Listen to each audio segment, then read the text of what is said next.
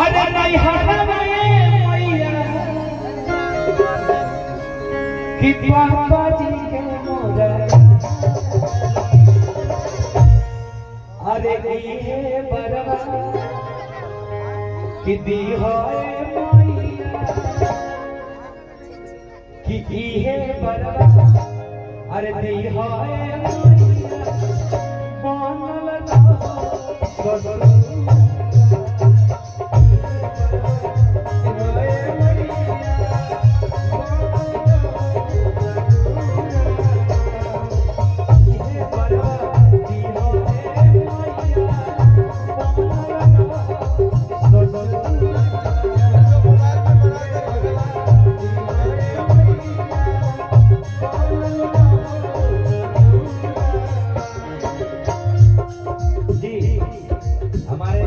स्वागत है और दिल्ली से आए बड़े भैया, क्या बात है, स्वागत है स्वागत है।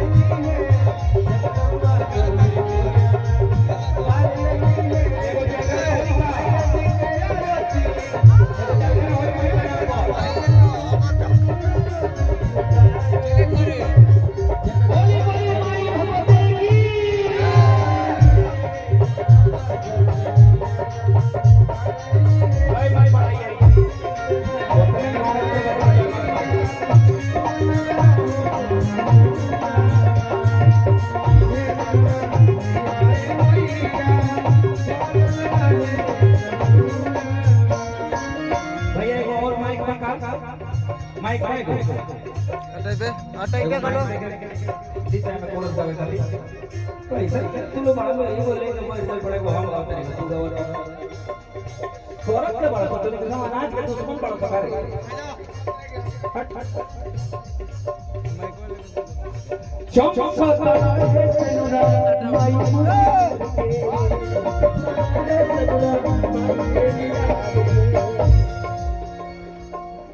और सही पावत नहीं बलुकी के प्यार के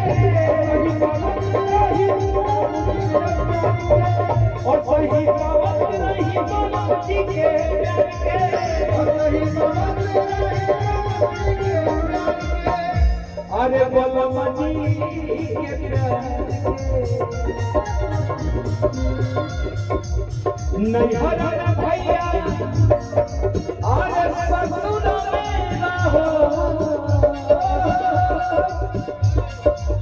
नैहरा में भैया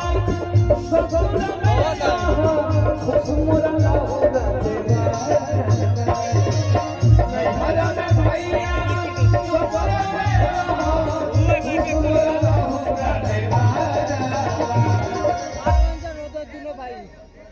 मुखिया प्रकाश विनोद राज सिंघोरी पंचायत के तरफ से पुरस्कार आई बहुत बहुत शुभकामना।